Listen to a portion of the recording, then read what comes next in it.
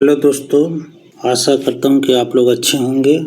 आज हम लोग कक्षा 6 का इतिहास का चैप्टर 1 पढ़ने जा रहे हैं। इस चैप्टर का नाम है क्या, कब, कहाँ और कैसे। दोस्तों, रसीदा नाम कई लड़की अखबार पढ़ रही थी। अचानक उसकी निगाह एक सुर्खी पे जाती है। 100 साल पहले। वह सोचने लगती है कि यह कैसे कोई जान सकता है कि इतने वर्षों पहले क्या हुआ था। कैसे पता लगाएं दोस्तों कि 100 साल पहले कैसे हुआ था। तो इसी के बारे में हम सोच सकते हैं। जैसे कि कल क्या हुआ था, आप रेडियो सुन सकते हो, टेलीविज़न देख सकते हो या फिर अखबार पढ़ सकते हो। साथ ही यह जानने के लिए कि पिछले साल क्या हुआ था, आप किस ऐसे व्यक्ति से बात कर सकते हो जिसे उस समय की स्मृति हो। लेकिन बहुत पहले क्या हुआ था यह कैसे जाना जा सकता है। अतीत के बारे में हम जान सकते हैं। अतीत के बारे में बहुत कुछ जाना जा सकता है, जैसे लोग क्या खाते थे, कैसे कपड़े पहनते थे, किस तरह के घरों में रहते थे। हम आखेटक दोस्तों शिकारियों को बोला जाता है।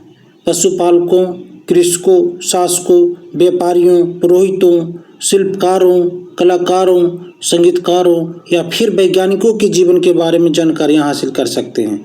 यही नहीं, हम यह भी पता कर सकते हैं कि उस समय बच्चे कौन से खेल खेलते थे, कौन सी कहानियां सुना करते थे, कौन से नाटक देखा करते थे या फिर कौन कौन से गीत गाया करते थे, लोग कहाँ रहते थे। तो दोस्तों, आपके बुक में मानचित्र बन दिया गया है, उसमें नर्मदा नदी का पता लगाओ। कई लाख वर्ष पहले से लोग इस नदी के तट पर रह रहे हैं।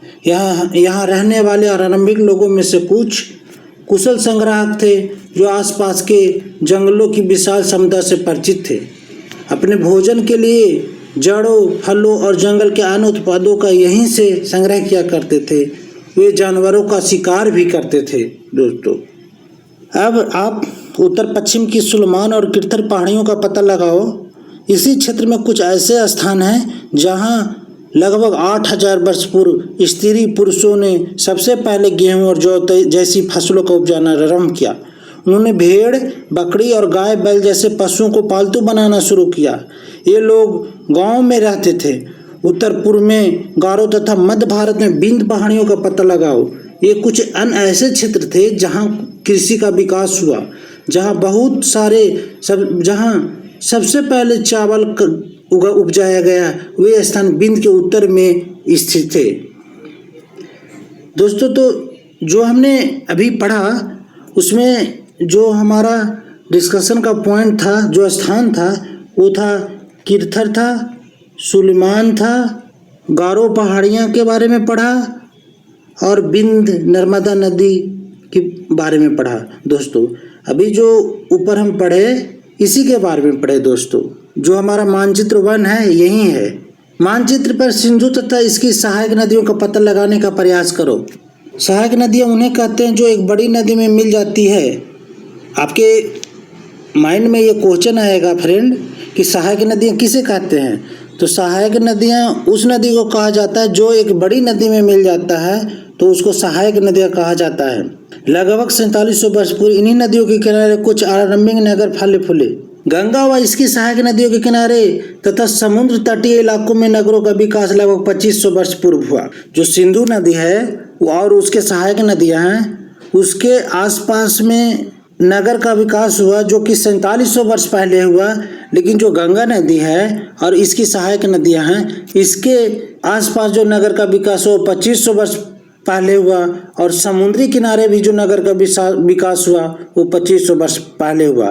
तो ऐसा कह सकते हैं फ्रेंड कि जो नगरों का आरंभिक विकास हुआ वो सिंधु नदी तथा इसके सहायक नदियों के किनारे हुआ, वो आज से लगभग 4700 वर्ष पहले हुआ। आप लोग मैप में देख सकते हैं, ऊपर वाले मैप में गंगा तथा उसकी सहायक नदी सोन का पता लगाओ। गंगा के दक्षिण में इन नदियों के आसपास का क्षेत्र प्राचीन काल में मगध नाम से जाना जाता था। इसके शासक बहुत शक्तिशाली थे और उन्होंने एक विशाल राज्य स्थापित किया था। देश के अन्य हिस्सों में भी ऐसे राज्यों की स्थापना की गई थी। अब दक्षिण एशिया में जो देश आते थे वो आधुनिक भारत, पाकिस्तान, बांग्लादेश, नेपाल, भूटान और श्रीलंका आते थे, और अफगानिस्तान, ईरान, चीन तथा म्यांमार आदि पड़ोसी देशों को दर्शाया है। दक्षिण एशिया एक महाद्वीप से छोटा है, लेकिन विशालता तथा बाकी एशिया से समुद्रों, पहाड़ियों तथा पर्वतों से बटे होने के कारण इसे उपमहाद्वीप कहा जाता है। दोस्तों लोगों ने सदैव उपमहाद्वीप के इस हिस्से से दूसरे हिस्से तक यात्रा की। कभी कभी हिमालय जैसे ऊंचे पर्वत, रेगिस्तान, नदियों तथा समुद्रों के कारण यात्रा जोखिम भरी होती थी, फिर भी ये यात्रा उनके लिए संभव नहीं थी। यात्रा करने का कुछ कारण होता है फ्रेंड, यात्रा करने के लिए कुछ कारण होता है फ्रेंड। कभी लोग काम की तलाश में तो कभी प्राकृतिक आपदाओं के कारण एक स्थान से दूसरे स्थान जाया करते थे। फ्रेंड होता क्या है ना कि लोग अगर बेरोजगार रहते हैं तो काम की तलाश में लोग इधर से उधर जाते हैं। जैसे कि अभी भी बिहार के लोग जो होते हैं वो वहाँ रोजगार ना मिलने के कारण दूसरे स्टेट में जाना होता है, तो कभी प्राकृतिक आपदाओं के कारण एक स्थान से दूसरे स्थान जाया करते हैं। जैसे कि कभी भूकंप आ गया, बाढ़ आ गया या कोई महामारी आ जाती है तो लोग एक जगह से दूसरी जगह शिफ्ट कर जाते हैं। कभी कभी सेनाएं दूसरे क्षेत्रों पर विजय हासिल करने के लिए जाती थी। उस समय क्या होता था, राजा होते थे तो वो चाहते थे कि हमारे पास ज़्यादा क्षेत्र हो, तो वो अपने सेना को भेजते थे कि जाओ युद्ध करो और जीतो, तो इसमें लोग भी स्थापित होते थे।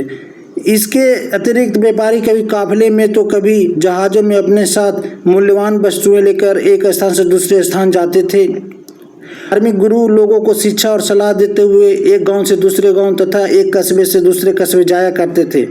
कुछ लोग नए और रोचक स्थानों को खोजने के लिए चाह में उत्सुकता बस भी यात्रा किया करते थे। इन सभी यात्राओं से लोगों को एक दूसरे के विचार को जानने का अवसर मिला। आज लोग यात्राएं क्यों करते हैं, आपके मन में सवाल आ सकता है फ्रेंड। एक बार फिर से मानचित्र वन को देखो। पहाड़ियाँ, पर्वत और समुद्र इस उपमहाद्वीप की प्राकृतिक सीमा का निर्माण करते हैं। हालांकि लोगों के लिए इन सीमाओं को पार करना आसान नहीं था। जिन्होंने ऐसा चाहा वे ऐसा कर सके, वे पर्वतों की ऊंचाइयों को छू सके तथा गहरे समुद्रों को पार कर सके।